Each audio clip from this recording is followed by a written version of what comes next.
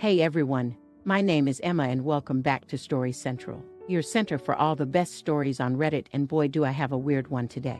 I was over my boyfriend's apartment this weekend and I was cooking dinner because he was studying for exams. I made pasta and a chunky sauce with meatballs and veggies. I told him dinner was ready and he goes, "What's for dinner tonight, Butch?" with like a lot of emphasis on the last word. I was fed up. I'd had a pretty rough day with work and I have some awfully bad associations with that word being used by other people in my life who were pretty abusive. So I was so irritated that I dropped the pot of pasta sauce I'd been carrying right on the ground and was like, "Well, nothing's for dinner tonight now. And I better not hear you using that word again. It's for the girls." He was freaking out about how sauce had landed on his rug and he even said, "You're seriously acting like a butch right now." I don't know what else to call it. I just walked out and got takeout for myself and went to my friend's house. She thought it was funny, but my boyfriend was furious.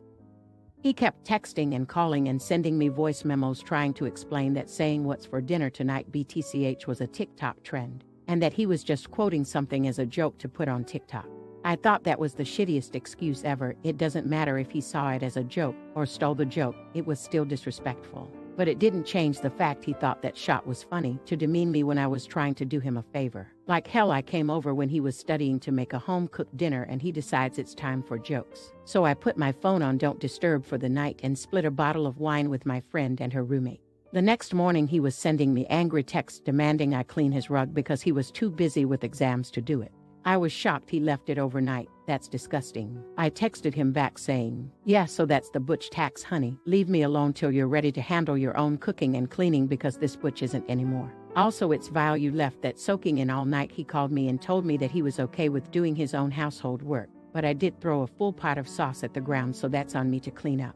I told him, "Yeah, no, I'm not comfortable doing chores for you if you see me like your butch." He told me he didn't, and it was just a trend, and I got pissed off. He was playing that TikTok trend BS excuse again, and I told him, "Well, I'm starting a trend called saucing, where as a little joke people throw pasta sauce around. You can't be mad because it's just a little trend, a little jokey joke, just a little prank, bro." He got really pissed off and hung up on me, and now I'm seriously wondering if this dumb freaking TikTok joke is gonna be the end of things between us. Am I the idiot for how I reacted when my boyfriend asked me what's for dinner tonight? BTCH edit to address a comment I've gotten a lot and I don't have time to reply to every time. But did you tell him not to call you a butch? Like, how would he know otherwise? Honestly, if someone has gotten to the age of 30 and not realized that women, as a whole, do not like having demeaning slurs used against them, they're beyond my help. This isn't something that needs to be told. I shouldn't have to go through life like, "Hey man, just in case you were thinking I might like degrading slurs against my gender used on me, I actually don't. And if you were about to comment something like that, let me just tell you in no uncertain terms, not the idiot." I googled the trend, and it is all about seeing how women react to a knowingly offensive comment. And usually they are offended. "These jokes aren't funny." Well, he reacted. He got his wish. Effed around and found out. He needs to grow up. Not the idiot. Like, seriously. He left sauce on the floor overnight in his apartment for her to clean up. What's he gonna be like if they stay together? Like, one day she gets home from work and the baby has sat in its own shot all day and he's like, "Oh, it's your baby, you had him, you change his diaper." Or, "Oh, you left dishes in the sink after cooking, I'm not cleaning them up. I didn't make the mess." I, 30 female, don't have the best relationship with my husband's mom. Since day one she tried to make remarks and compare me to her. She then tried to get on my good side and started overly praising everything I do and sometimes even copying me, like that one time when she literally dyed her hair purple just like mine. And when everyone pointed out how ridiculous she looked, she actually blamed me and accused me of trying to make a joke out of her. So, anyways, my husband and I took 2 weeks off work to go visit some places out of the country, tourism in other words. Thing is, I was the one who saved up for and arranged for the trip. My husband was responsible for booking the tickets. My husband's mom wanted to come along and threw temper tantrums when I said no. She called, texted, sent people to talk to me into letting her come, even threatened to call the police and make some complaint up to get us to stay if she can't come. My husband said we should just take her, but I told him he was wrong to tell her about the trip in the first place. He gave me an ultimatum, said he wouldn't go if she can't come, and I told him I'd gladly call his bluff, which made him take his words back and say, "Fine. I will tell her to stop it because we won't take her." Things got quieter, suspiciously quieter. The day of the trip came and we got to the airport at 2 p.m. My husband was walking ahead of me and was looking left and right like he was looking for someone. I asked him, but he didn't respond. He led me to the waiting area and first thing I saw was his mom standing there with her luggage. I froze in my spot. I felt a cold wave washing over me and I was fuming inside. She and my husband were hugging. That's when I quietly turned around and started walking towards the exit. My husband followed me while shouting at me to stop. He tried to stop me, but I told him off the harshest way possible. He tried to say I was overreacting and that his mom was there anyway and I should let it go and not mess the trip up for us. I told him he and his mom could still go and that I was going home. I went home and sobbed into my dog's fur for several minutes. Turned out he booked her a ticket without me knowing. An hour later he came home yelling and raging about how pathetic and spiteful I was to walk out and go home and ruin the trip last minute. I told him he caused this to happen. He said that I was being so hard on his mom, it's ridiculous. I refused to fight anymore, but he kept on berating me, then called my family to tell them that the trip was canceled and that it was because of me. My family said that I shouldn't have ruined it for myself and should have sucked it up and done my best to enjoy it. Did I really overreact? Not the idiot. I don't want to call the divorce card, but divorce. You told your boundaries. You said no. She crossed it. Your husband told you he would tell her no. He lied. He tried to pin you in a corner by not saying anything and bringing her anyways and got upset. You refused to be a part of his little trap. And then to berate you. He's not a good man. He needs to go, not the idiot. He gave you an ultimatum. No loving partner would ever put you in that position. He's a mummy's boy and she's manipulative and toxic. You have every right to enjoy a holiday with your husband without them behaving like children. Really quick, if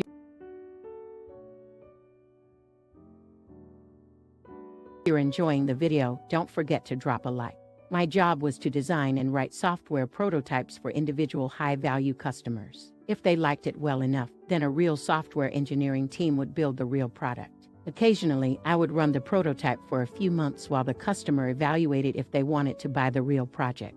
Now, these prototypes are not a lot of code, but they do run with a lot of data. Even compressed, it can be a terabyte or more. Having done this work for years, I've accumulated a small disk farm of past projects, which can be very useful when a customer asks for something just like we did last year, but with a small change or two. The company resisted buying hard drives for this, but it saved me so much time. I ended up buying 1 or 2 a year myself until I accumulated about 10 of them. Figure over $1,000 worth of external drives. Then unexpectedly management changes. New management thinks they can replace the old software guy with a cheaper new software grad, and I am laid off, with 2 weeks to train my replacement. Yes, it's blatant age discrimination, but impossible to fight, so I just went for a graceful transition to my next job. Except, I have $1,000 of personal disk drives with old customer data on them. Company insists that no ex-employees may take any company data off premises and all files must be deleted. I don't want to just leave the drives at the company, but they insist I must delete all data before taking them home. So I offer, 1, they can buy them from me. 2, I will eventually use them for something else, but I can leave the data on them in case someone needs it. Not good enough. New manager insists I must delete all data and all backups before I remove the drives. Okay, that's what I do. 6 months later, I got a series of desperate phone calls. New software grad has been unable to build any new prototypes. Old customers are calling to get old prototypes updated, and new software grad has no idea how to do that. The executive VP is calling to ask what it would take to bring me back to do my old job. Sorry, I've got a new job now. And even if I didn't, I cannot just modify the old prototype because you insisted I delete all old copies of it. If I did want to modify it, I'd first have to recreate it from scratch. The code still exists in their source control, but the data is the heart of the prototypes. And that old series of 6 months apart data we collected is gone for good, no matter what. Sorry, you screwed yourselves exactly like I told you would happen. Hope whatever you saved by hiring a new grad to replace an actual experienced programmer was worth it. NTA. I had a similar experience while working as a contractor. I was brought on to work on an open source platform, a Linux-based custom CMS for call center agents at a large firm. 6 months into the contract, they decide we have to integrate with a Microsoft LDAP service. I've never touched the thing before, but I'll give it a try. They give me some scuffed 14 gigabytes VMware hard drive files to boot as the LDAP server instead of an actual integration, and I can't get these things to work. Of course, we have no actual source control or documentation either. I try to talk to the guy who made them and he responds to a total of 2 emails over 2 weeks. After those 2 weeks, I get a call that I'm being let go from the contract because it's not a good sign that I can't get the development environment running, never mind that I've single-handedly built 70% of their entire platform and demoed it to them 3 times along the way. So after the call is over, they send me an email giving me parting instructions, and one of the steps on the list is to delete all files related to my work immediately, and that I have 24 hours to comply. Remember how I said we have no source control? Well, I followed the instructions to the letter. Format the encrypted drive I was keeping the project on. A week later, the project manager calls me up, telling me they have a Git server now and I need to upload my code. I say, what are you talking about? You instructed me under threat of legal repercussions to delete those files last Tuesday. He just kinda sounds flabbergasted at that point. He tries to walk through not paying me out for my last month of work. And I say, no, I have that time billed and labeled out for each thing I did. It's not my responsibility to make sure you have the deliverables you explicitly instructed me to delete. I got my check on time and never heard from them again. Thank you for watching, and if you enjoyed, don't forget to like and subscribe.